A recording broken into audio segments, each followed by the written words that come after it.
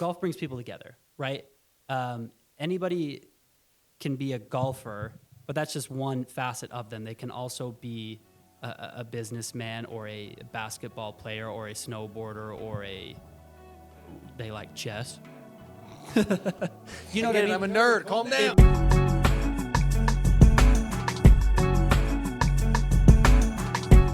Welcome to episode 1 of the Wedgies Podcast. This is a podcast presented by Wedge Golf Company, which is the marketing kind of creative agency that we are all a part of. And this is a podcast where we're kind of setting out to talk a little bit about what we do and what we do in the world of golf, but also to talk about the world of golf in general. So today my name is Dane Carlson, and I'm joined by two of the co-founders here of Wedge Golf Company, and I'll give them a chance to introduce themselves. I'm Caden Giles. I'm Tanner Giles. Same last name, we're brothers. Awesome. And Yeah. I am the third adopted brother. I like to try and call myself, but yeah, the goal here is to just talk a little bit about the golf industry and some of the stuff that we're seeing and maybe tell some of our crazy stories along the way. So we're going to turn it over to producer Isaac. How's it going, Isaac? Never better. Excited to be here. I'm excited that you're kind of the voice off camera. You're just kind of this floating voice to help us out. No one will ever know. Yeah, also known as Josef Uzbak. Okay. It doesn't say anything Well, about it's an inside joke. yeah. No one's going to get it. Okay. We can tell that story Okay, maybe later Caden. in the pod. But Cool. So let's talk about some news. So Tiger Woods just came back to play at the Hero Championship. Last time he played was at the Masters in April. Kind of give me your guys' thoughts on that and how you think that's going to affect how he plays from here on out and maybe the sport in general. Tanner, what do you got?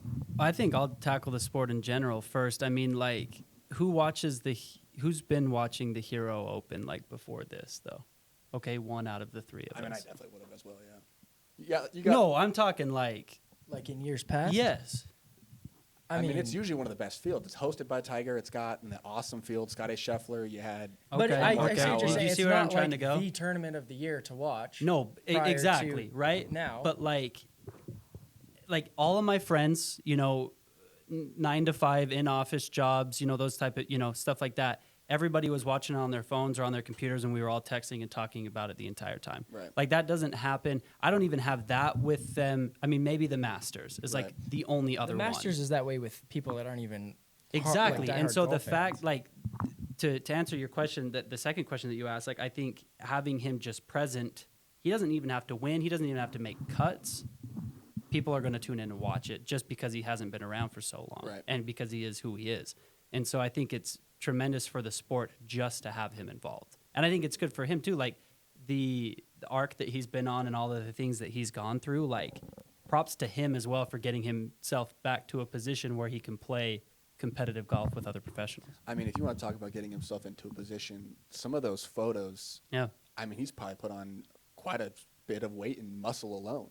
The body shape he had when he came in early on in the league, he's always been known for having great power, but not necessarily from like brute muscle, brute strength. Right. And I think as he's gotten older and the body's kind of changed from some significant ways, I mean, he's put on some serious muscle mass. Yeah, he looks different. I mean, and he looks built. Yeah. Your boy's always had the V. He's always been V'd out. He's always been a big built dude.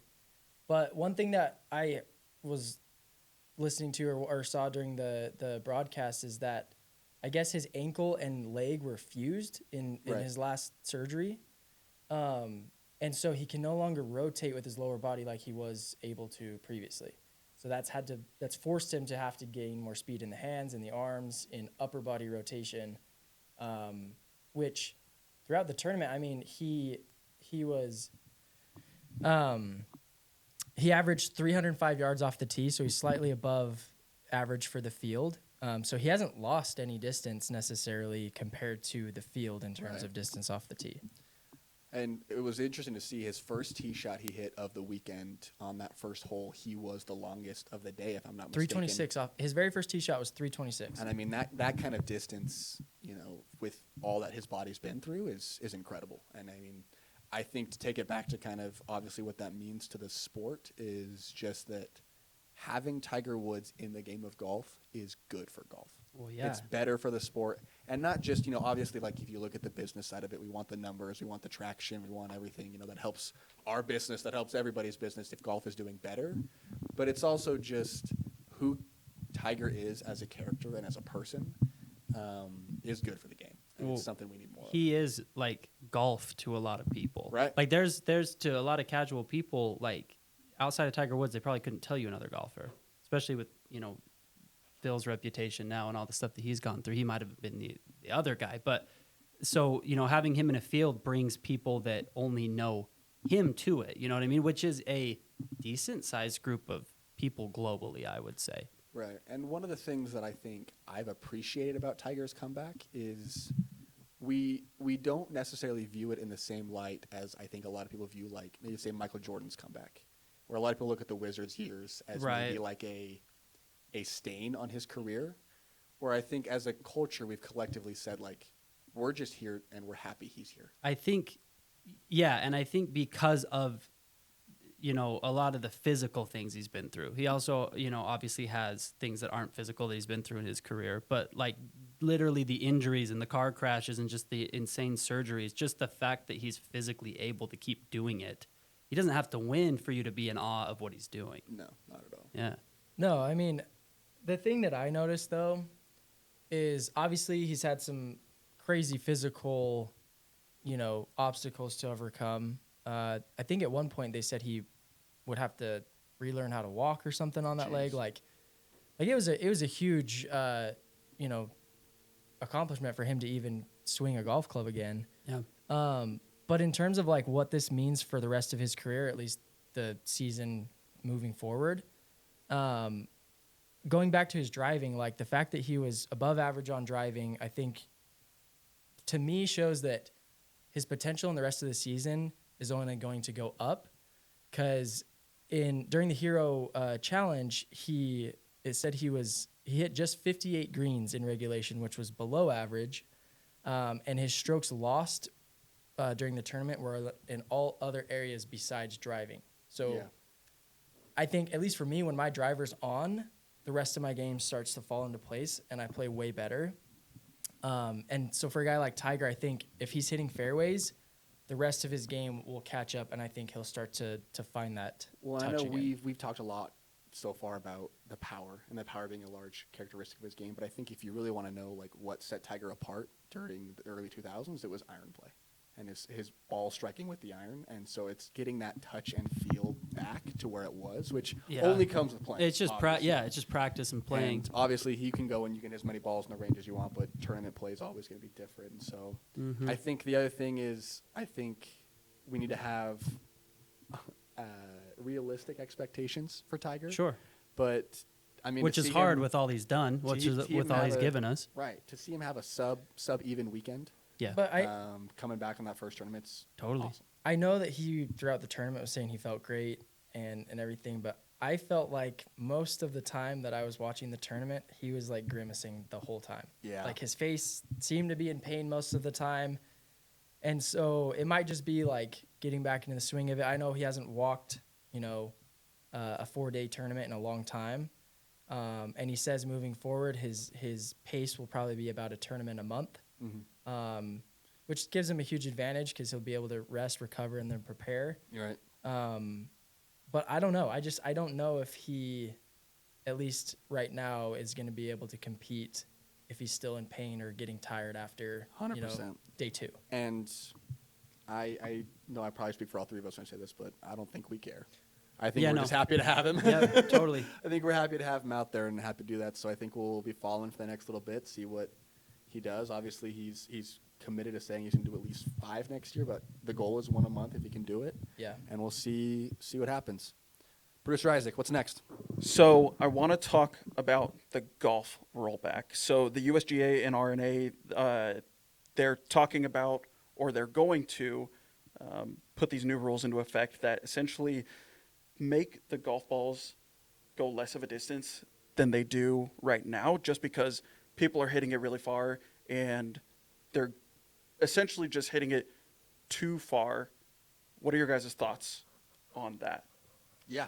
I mean, this is probably one of the more controversial topics we've had in golf in a long time. I mean, besides the live golf situation, I think this is what's going to shake up golf in a real way, because this one, I mean, the live golf situation affected professional golf and the golf fan. This rollback, as currently proposed, as Isaac kind of let us know, it's the courses weren't built for how a lot of guys are hitting these days. So that's what kind of led to the rollback. But I think what's been interesting and what's caused a lot of the kind of the pushback has been that it's not just affecting the pros, it's the sport as a whole, and it's going to affect the average golfer. And I think that's where you're getting a lot of the polarization, where some guys may be in favor of it for nobody, some might be in favor for the pros alone, and maybe not want it for themselves. I don't know, what are your guys' thoughts? Here's my take on it. Well, I have a lot of thoughts on it, but like we said, it's going to affect pros all the way down to just your average Joe playing on the weekends, right? So it's not like it's going to affect just the elite players in the world. Like it's everybody's on the same playing field. And it's not the first time that major changes like this have happened. Like there's been multiple changes throughout the whole history of the PGA, USGA regulations and things like that.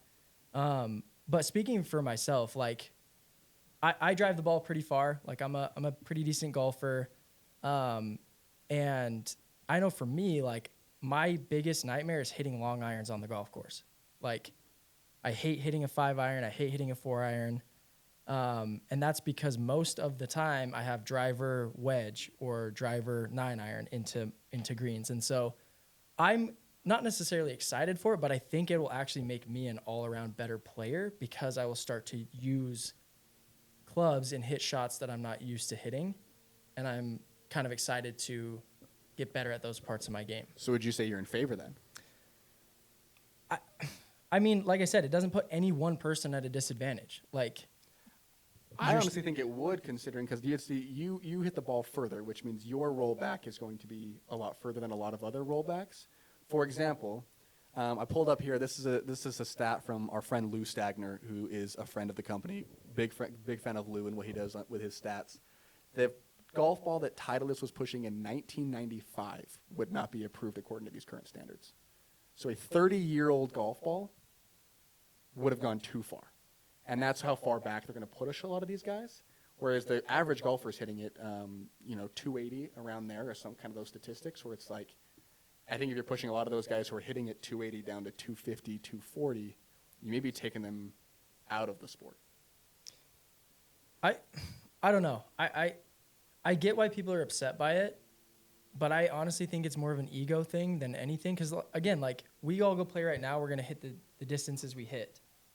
But you take that back 10, 20 yards, like, it doesn't make either one of us worse off than we would have been before, in my opinion.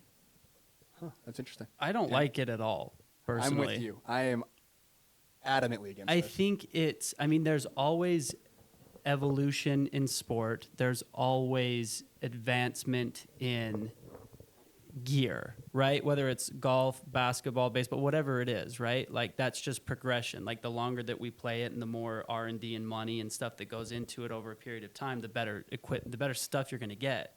If the goal is always the same, right? Yeah. Hit a home run, make a basket, put it in the hole, right? Like, this stuff is going to advance to make it easier to do and more effective to do just naturally, right? And so I think, like, in basketball, people are hitting more threes than ever, right? Like, points are through the roof historically in the NBA, the amount of points that they score in a game. Players are breaking records all the time individually. And the three-point line did a lot for that historically, right? Adding an extra point.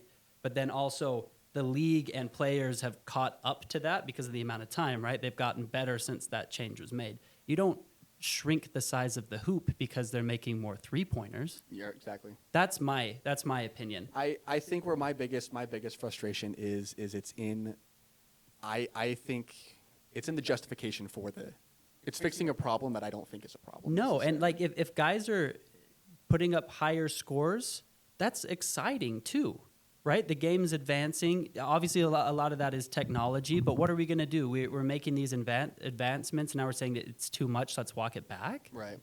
It's golf. is never been more popular. No. It's never been in a better place. It's never had a better field, a better competitive field, and a lot of that is due to the technological advances that have been happening. Well, and if we remove all of that and we're kind of saying, hey, we don't want these technological advances because of the courses don't want to adapt and the courses can't grow to it, or because we're seeing a trend that's making people nervous, I think what that does is that causes a hurt on the professional game, but then to put that onto the amateur golfer right. is what's really nerving. There's a point here again from another thing from Lou Stagner. If you want to get stats on golf, go to this guy. But he mentions a study here that the USGA did a few years ago where they gave people shorter golf balls. And 65% of the people, or actually says here 68% of the people said that it hurt their round. And they played worse because they were playing a shorter golf ball. And it's just, if guys are already, we all get frustrated on the course already, and it's going to become harder from that perspective. I think it's going to be hard to get a lot of fanfare for this. Yeah, for this change. there's one more thing that I don't like about it, and it's like these balls that we're playing now are still going to be out there. It's not like they just disappear when the new shorter ones come out. And so people are going to be wanting to buy these ones up, hold on to these ones, still play with these ones because the alternative in a new one is worse. And so on the pro level, they'll or any tournament play up to the pro level, they're going to regulate that. So that's not going to be a problem. But out on the course and going and playing with your buddies and stuff, like people aren't going to check what you're playing with. And so why wouldn't you want to use one that gives you that goes farther? Yeah, and I agree with that. And I'm not saying that I'm in favor of it. I was just giving kind of my perspective as an amateur golfer. And, like, we don't have the power to change what's going to happen. No. But in adapting to it, like, what are the advantages that we could see from it? I think a lot of guys are going to have to get a lot better with a 5-iron. Exactly, and that's what I'm saying. Like, that's my whole point. Which, I mean, we can sit here and say as easy as that sounds, I've been struggling with that club for 15 years.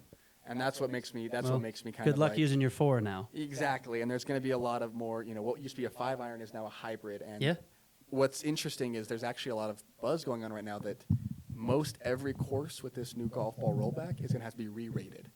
Yeah, well, yeah. Because it's now a different course. Yeah. Totally. Which I know is the intent, but the problem is, you're fixing a problem for a small group of pros that's going to affect a much larger group of amateurs. Well, yeah. And, I mean, not only that, it's going to affect the golf industry as a whole very, very heavily. If we look at, like, for example, I can't even imagine what things are like behind the scenes at a Titleist or a Bridgestone right now.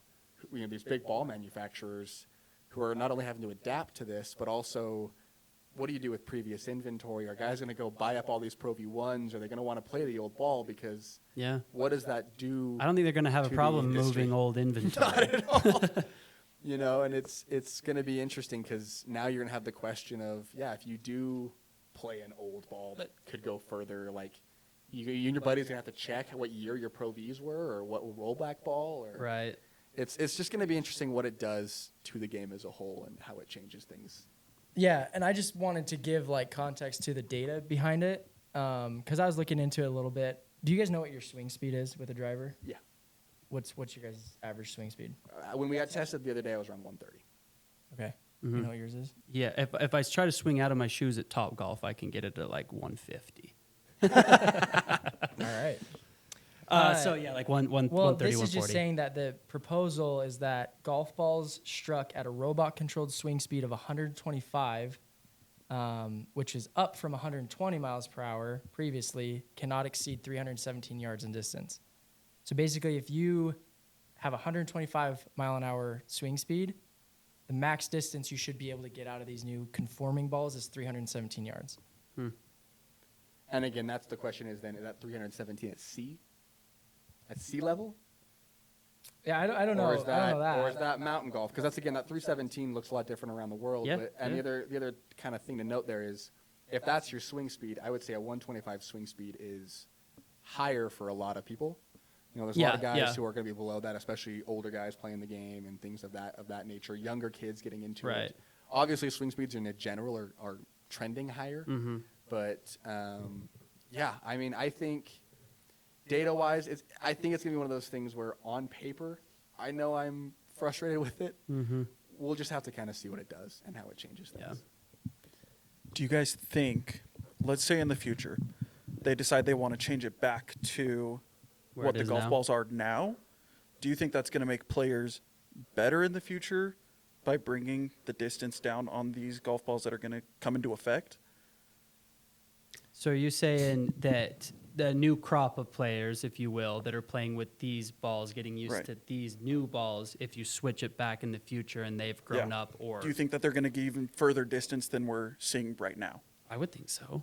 I mean, I think of it as like if this new generation of golfers, it's like the equivalent of hitting a 3-wood off the tee, and then 10 years from now, they're like, okay, now you can hit a driver off the tee. Yeah. And And I think would give you a huge advantage. I would think too, especially with these speed, with the distances coming down, with these performance of these balls, it's only going to incentivize higher swing speeds to try to get as much out of the Yeah. equipment, the ball, as Swing you speed can. training is Doing probably what you gonna see can to maximize what you're given. Right. Yeah. So yeah, I think they would only go farther if they were to do and it that's that where way. you're going to see a lot more emphasis on swing speed and stats, I think, Yeah. than you have previously. Just because I think a golf ball for a lot of players is something they've never thought about. And Yep. now they're going to be thinking about it probably more than they should.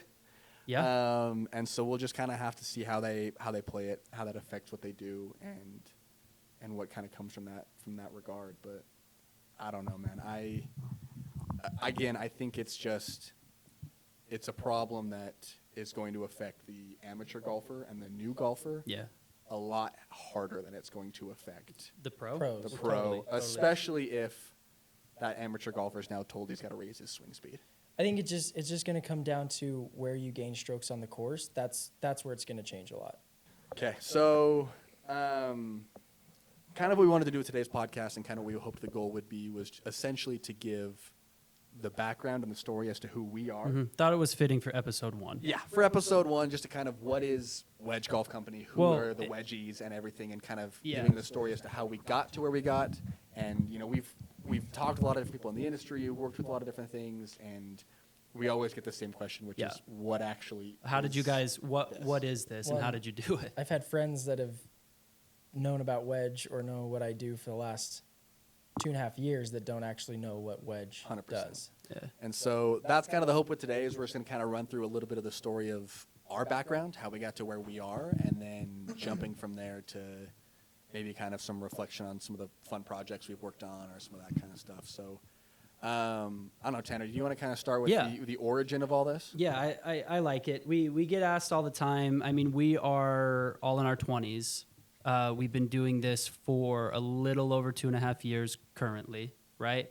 How did it all happen? Where did the idea come from, and how did you do it, right? So it was really came out of necessity, kind of. It's not like we had this idea forever and this was something that we thought would be great. It kind of came from a couple different things, and COVID was a huge catalyst for this in a couple of ways. And so where it all kind of started, the three of us all went through the advertising program at BYU. That's what our background is in. Dane and I were the same year. We met there in school. And Caden and I are brothers, and Caden was just, I think, a year behind us, weren't you? Yeah. Just a year behind us. So when Dane and I mean, we all graduated during COVID, but we graduated a year before.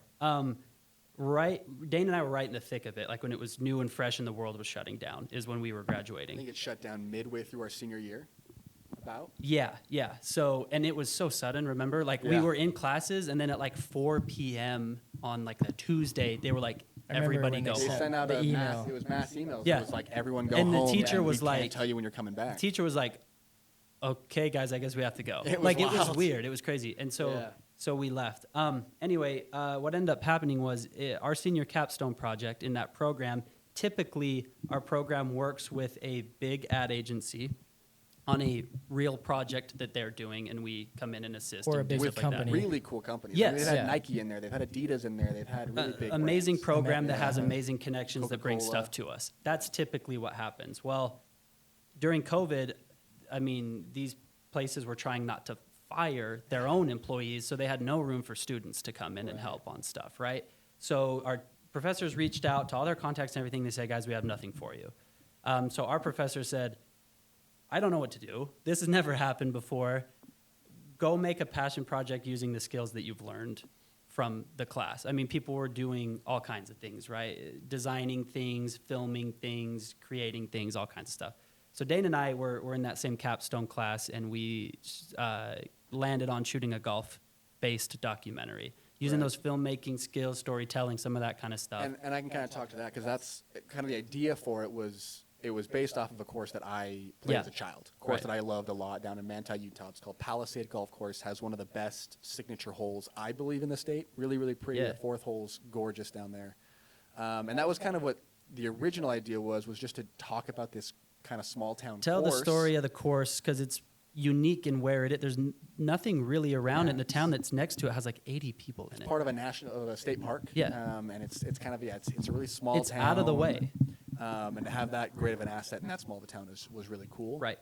But what ended up actually happening with the story was my in-laws lived down there, and they kind of helped us introduce us to some people who knew stories around the course, and we met a girl named Jamie Stevenson who has an awesome story where she played the course as a kid and would ride her bike to the course every day, and then she would, basically use that as a way to practice and play every day to where she was able to play collegiate and professional golf. Yeah.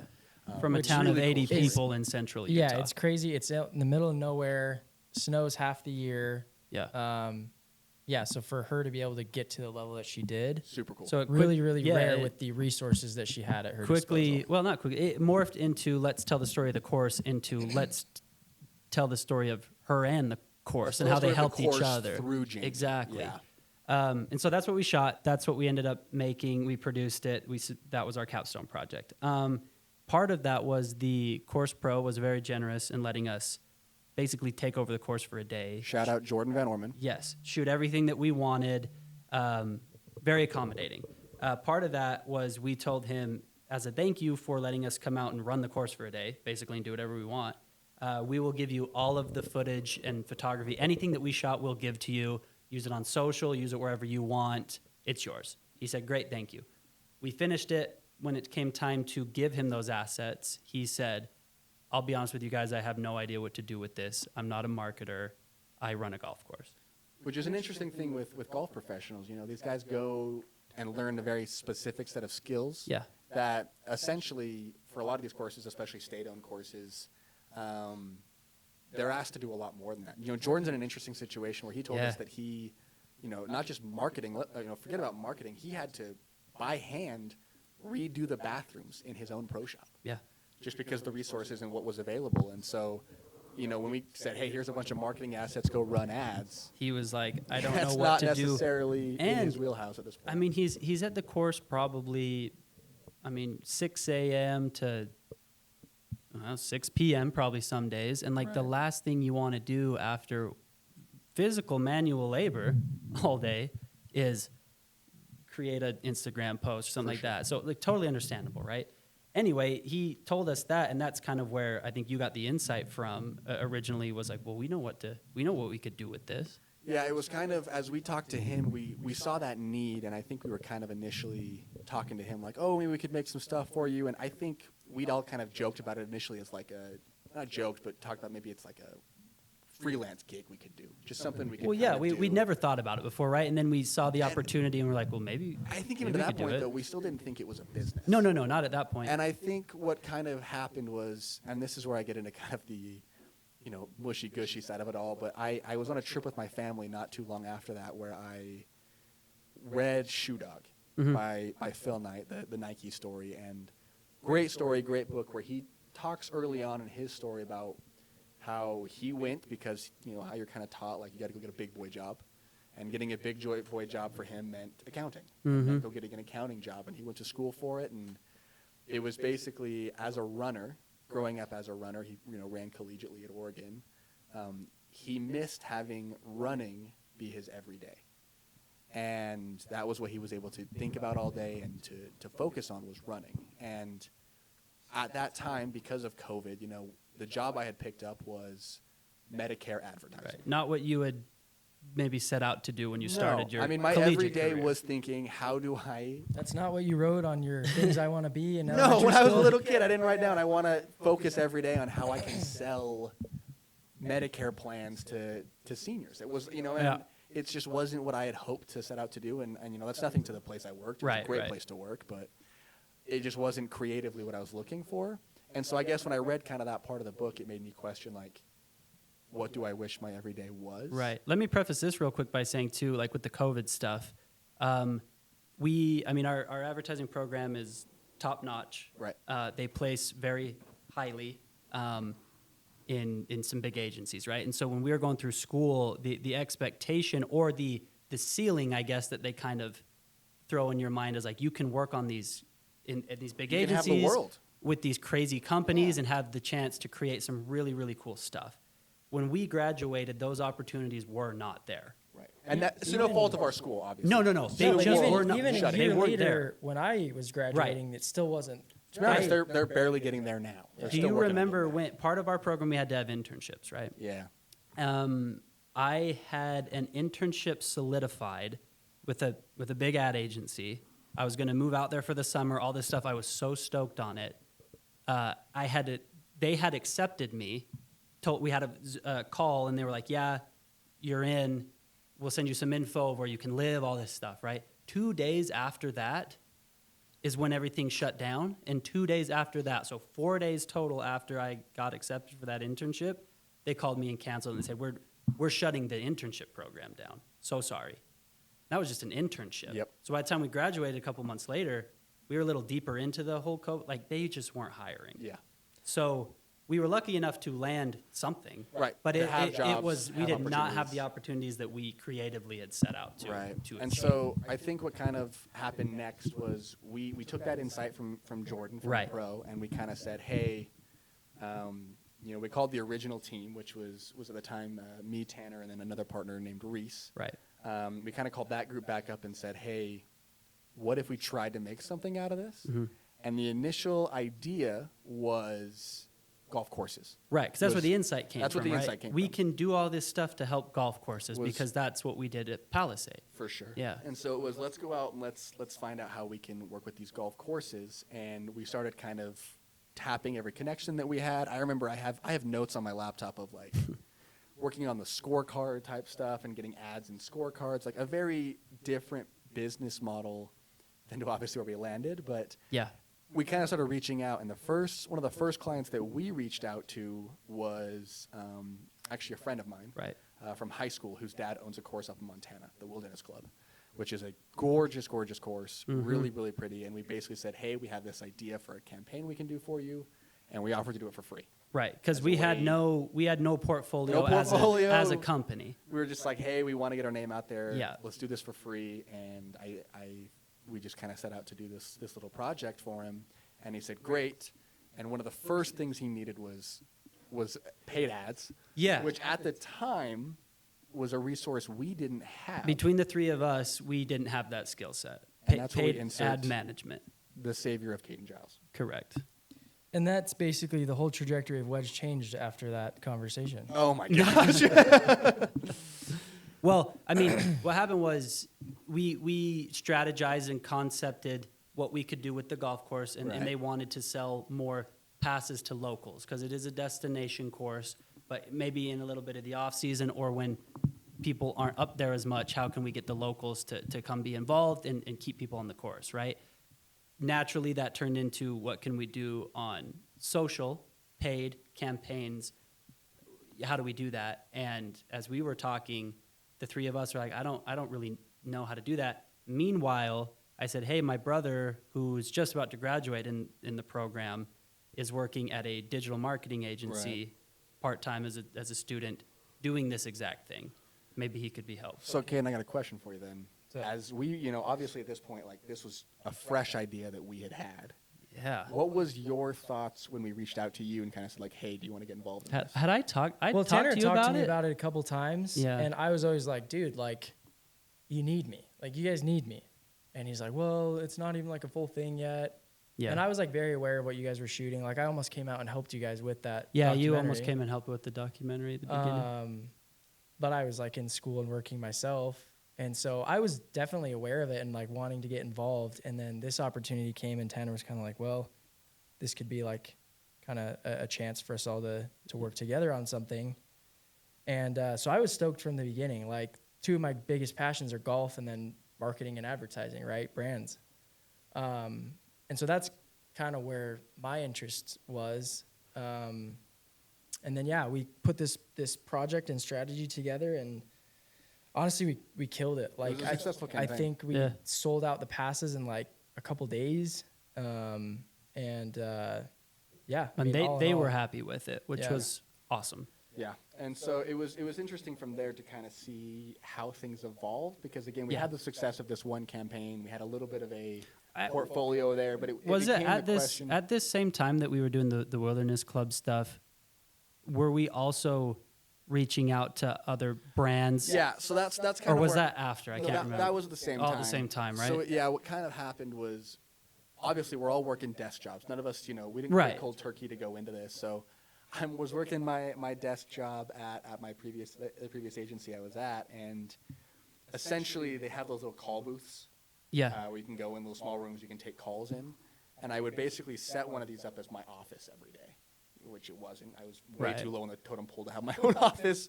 But I'd go in there, I'd sit down, and I'd get all the work I needed for them done as quickly as I could, Mm-hmm.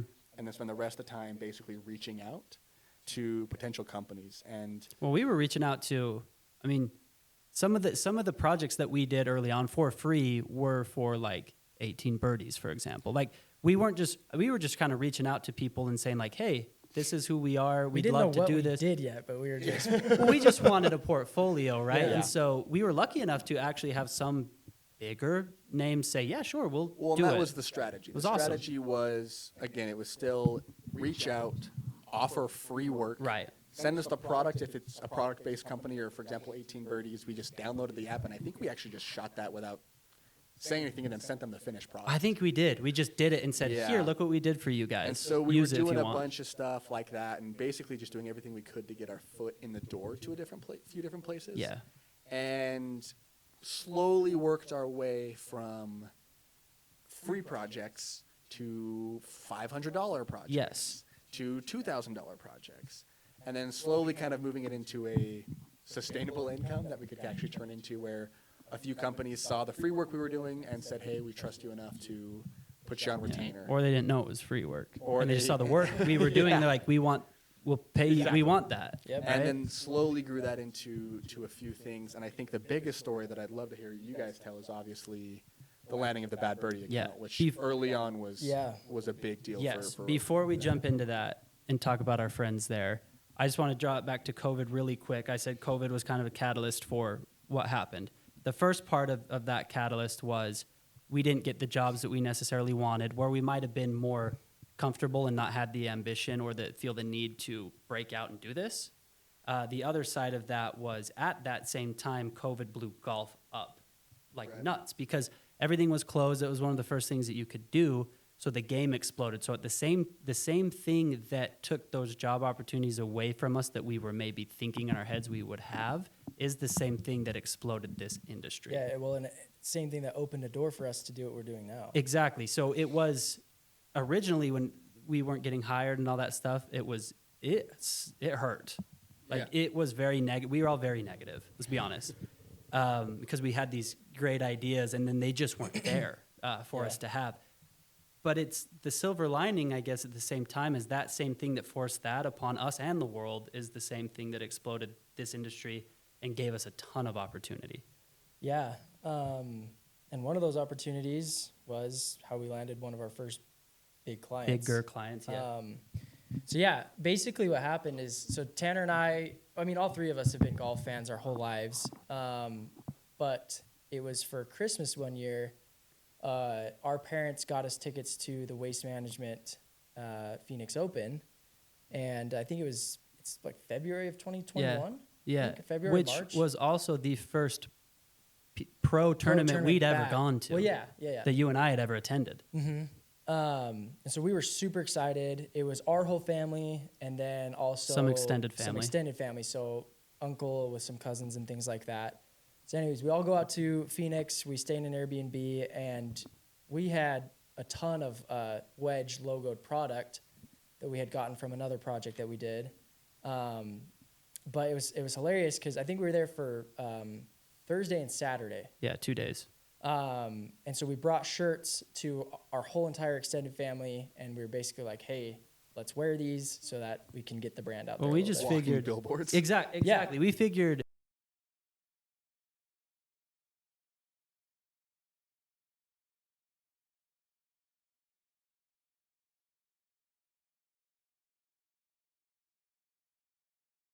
like 12 of us there total, and we're all repping Wedge shirts and Yeah. merch and hats and things.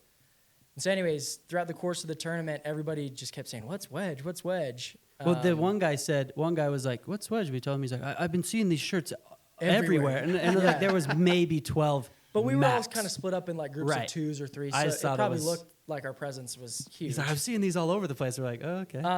But anyways, Tanner and I branched off. It was just the two of us, and we wanted to go to the first tee to watch. I think Tony. it was like Ricky and Tony, Tee off just on some number of our one. favorite guys that we've been fans of our whole life. Yeah. So we go up there, we're walking up, and it was pretty crowded, so we're making our way to the grandstands. And these two dudes are just kind of hanging off to the side, and as we walk by, one of them goes, "Hey, those are sick shirts. Like, I really like those." I'm like, "Oh, thanks, man." Yeah. Didn't really think anything of it because we'd heard stuff like that all day. But he pointed out our logo. He's like, "Your guys' logo is really cool."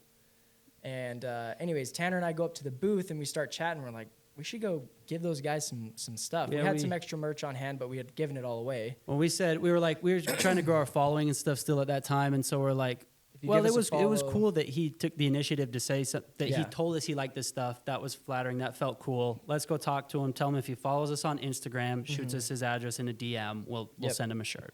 Yeah, so I walked back down there. I started talking to the guys and was like, "Hey, you guys liked our shirts. It was you guys, right?" And he's like, "Yeah, I think your guys' logo is sick. It's like a really cool aesthetic." Anyways, start talking with them, and I said that to him, like, "If you give us a follow, send us a DM, we'll send you guys some free stuff." And they're like, "Okay."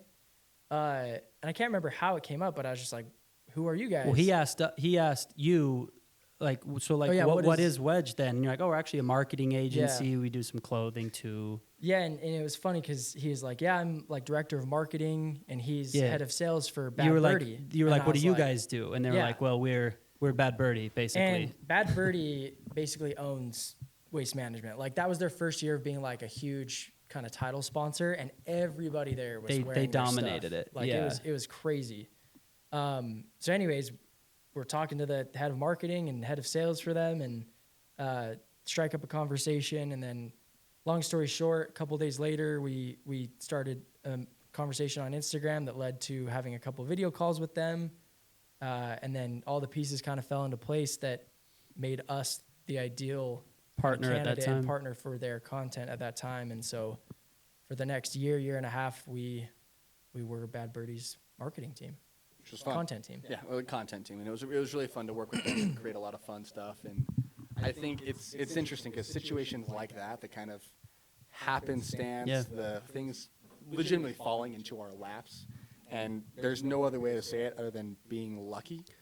Yeah. Right and- time, right place. But Right it was time, it was right crazy place. too because as we were starting those conversations, I remember like our first 1 or 2 calls with them. They're like, "Yeah, well, we'll let you know when we need you." And then their main content guy chose to leave, and they were like, "Oh, well, this is perfect. We already have Wedge," and so they there put us was into there that was a slot. need, and we were still new at the time, so I Yeah. don't blame their hesitancy. None of us were full time in the business. No, at that point. no. And that's kind of where this is. I think this was the turning point for Wedge, was Yeah. because this is what changed it from an idea to a business. In my mind, is really when this. And again, Yeah. it was we were still making money. Like on paper, we were a business, but it was that was when I was able to tell my wife, like, "Hey, Yeah. I think I'm going to quit my job. Hey, I Yeah. think I'm going to actually invest more time into this."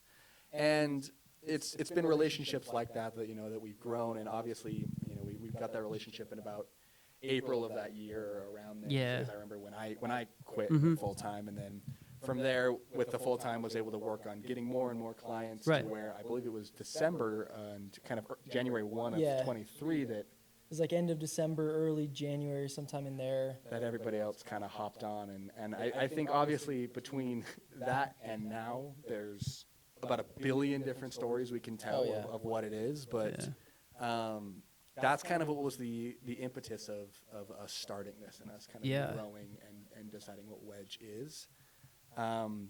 Obviously, we don't have time to tell every story and every Right. Well, client those we've are going to worked be with. more episodes. Yeah, we got Between That's there what and it's that's what the for. rest of these are for. But I know producer Isaac has a few thought starter questions to kind of at least lead us down a few stories. Am I right on that? I always have a question for you guys. Oh, great. Look at you guys. Yeah, great. Obviously, that was a big turning point in Wedge's business. Tell me what you guys are most excited about for the future of Wedge and kind of where you see it going. Right now. Without saying too much. Yeah. You go ahead. I don't know. I'm trying to reel the thoughts in. I think it's like one thing that's one thing that's kind of happened as we've been doing this is the more people we've worked with, and we've been so blessed to work with great clients, great people, and meet great people. Like everybody in the golf space, like this is one thing I've learned from doing this. The golf space is smaller than you think. It is hyper connected, and people are awesome. Yep. In my Most experience, people. in our experience. Most people. Well, it's like anything, but I think there's definitely a higher number of awesome people than there are the other ones. And so we've been very fortunate to work with a lot of great people and connect with a lot of great people. We've had a couple of years of that under our belts now. Been in some rooms with people that we never probably ever thought we would in our entire lives, which has been really cool. And from that, opportunity comes, right? And I mean, I guess I would say golf brings people together, right? Anybody can be a golfer, but that's just one facet of them. They can also be a businessman or a basketball player or a snowboarder or they like chess. You know what I mean? I'm a nerd. Calm down. It brings different people together. And because of that, we've made some connections in some different places and, been asked to be a part of or work on some projects that maybe, extend a little bit beyond the golf space from time to time. Mm-hmm. And so looking, going forward into the future, there's some fun opportunities there that we're excited about that kind of get our creative juices extending beyond what we've done up to this point, right? Which gets me excited. Yeah, I mean, keep it short and sweet. I'm excited for the partnerships that we've got lined up for the next year, both with people and brands and businesses. Yeah. Just able to take what we're doing and expand it beyond just content. What we've done. Yeah, and that too. So that's what I'm excited for. Cool. Personally, I'd say, obviously I spend a lot of my time working with the creative end of things, and I think the creative projects is what I'm really excited about. There's again, the partnerships and the things that we're working on and these relationships we're building are giving us the opportunity to work on some stuff that I'm really excited about. I think it's going to be really fun. And to take a little bit more ownership in these types of projects, and to kind of try some new things that we maybe haven't tried before. Yeah. Obviously, we've cut our teeth on the social aspect of things a lot with the agency up to this point. We do a lot of social work. We do a lot of social media, short form content. Yeah. But I'm excited to see kind of in 24 how we do a few more broadcasts. We do a few more storytelling. And we do more documentary work. And there's a few more opportunities there beyond just social media clips that I think could be exciting. And so taking it that route and getting creative with it. And, we got a couple of boys behind here on the camera that I trust to help us with that. Okay, so clearly we have a lot of stories that we can tell. We've been to a lot of places. We've done a lot of things. Give me a couple teasers of things that we can expect in other podcasts. Man, one is how to hit a ball or how to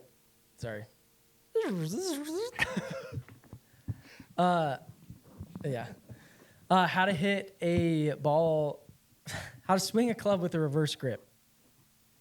I would say I'm excited to get Kiva on here to talk about our experience with Keith Mitchell and a specific shot that we witnessed firsthand. One of the craziest It's golf shots I've ever nuts. hit. Yeah. How we turned golf into a contact sport. and Good way to preface it. yeah, and Just take your hat off. caused some scars and a helicopter. So A helicopter ride during Coachella. a helicopter ride during Coachella. There so is so much more. a lot of So- fun stories, and again, a lot of stuff that we're thankful for the brands that have helped us along the way. and gotten us to 100%. those places, and hope that we can kind of have this podcast an opportunity to introduce you to some of those friends, bringing guests on, having guests talk with us about kind of the experiences we've had with them. Yep. Whether they're from the world of Mizuno or World Long Drive or whatever it might be, and so there's a Yeah. lot of fun stuff to do there. But yeah, I would say just kind of follow along and kind of if you want to hear more from us, obviously you can follow us on the social channels. Yeah, just Most- subscribe. mostly Wedgie Instagrams. Wednesdays, every Wednesday. Wednesdays when we'll be releasing be kind with of the ya. Wedgie podcast. Yeah. And then we'll also be releasing these on YouTube. And then got some exciting stuff to do as Yeah, well as come see us on tour, like and subscribe. Last thing, signups for the Long Day Challenge, aka the best golf tournament on the planet, Yeah, go live today. today. today So- or when you're hearing this yesterday. And let me just say this: since we've been recording this, we've had, which has been less than an hour, we've had just in this time 2 new teams sign up. So that means we're over 10% full, which means In it's- less and than we haven't even 24 launched. hours. We And haven't going even quick. launched, and we're already 10% full. So early signups were successful. Yeah. If you want to get your team in, get them in now. We got some really cool brands getting involved this Yes. year, and as always, it's a great tournament. So yeah, there's episode 1, boys. Signing off. Yeah.